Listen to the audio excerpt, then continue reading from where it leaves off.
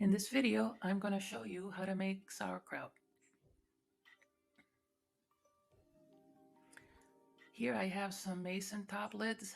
I like to use these for convenience, but you don't have to. I'll show you later what you can substitute.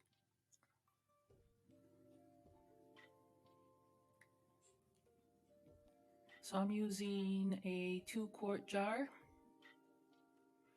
You can, of course, have or quarter the recipe. It scales down very well. I'm adding garlic and caraway seeds. That's my preference. You can also make it plain.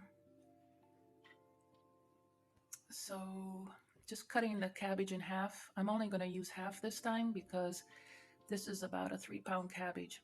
I find that a 2-quart jar only can take about 1.5 pounds of shredded cabbage.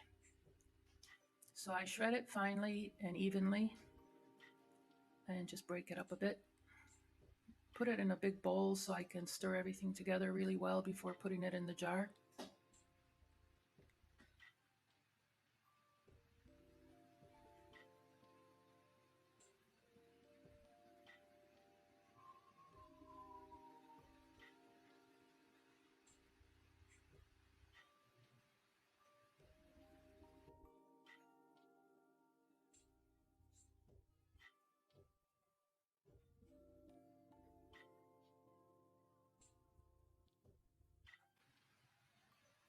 So when I get down to the end, you can see the pieces are getting kind of larger. So I'm cutting them first in the same shreds, but I'm going to go over them again. Probably pull out the larger pieces and give them a trim so everything is the same size more or less. And sometimes I even add shredded carrot or shredded beets. They add interest, color, flavor. You can add pretty much anything you like. See, I'm getting kind of the bigger pieces. I'm going to pull them back out and trim them.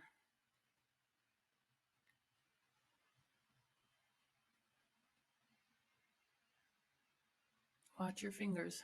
I love these really sharp Japanese knives, but you have to be very mindful. You can also use a food processor, but I prefer the quality of the cut using a knife.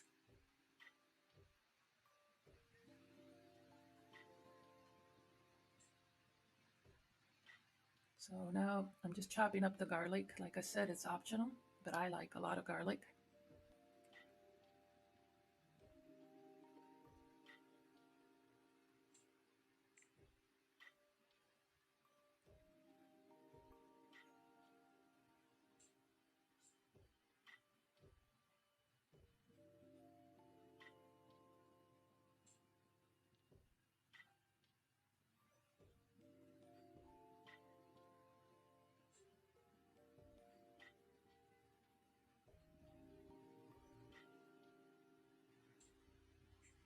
Okay, now it's time for the salt.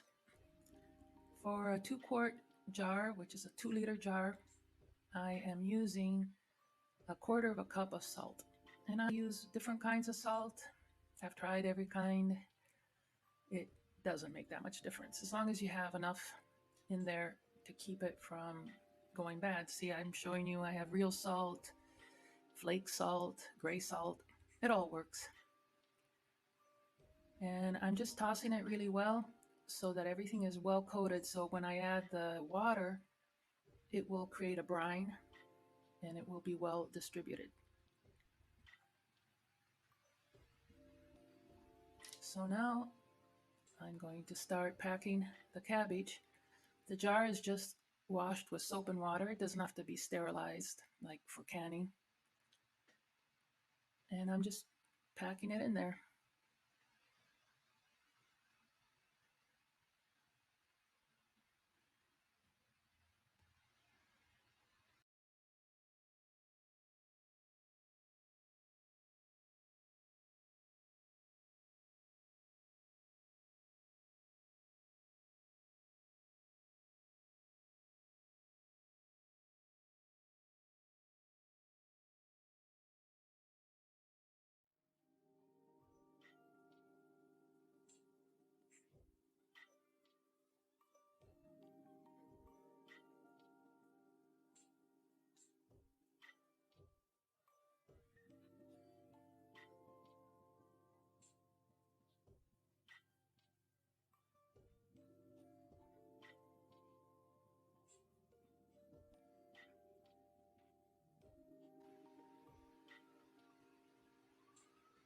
So I'm using purified water, or I don't know, reverse osmosis water, filtered water, just not tap water with clean, as we need to have the bacteria alive to ferment the cabbage.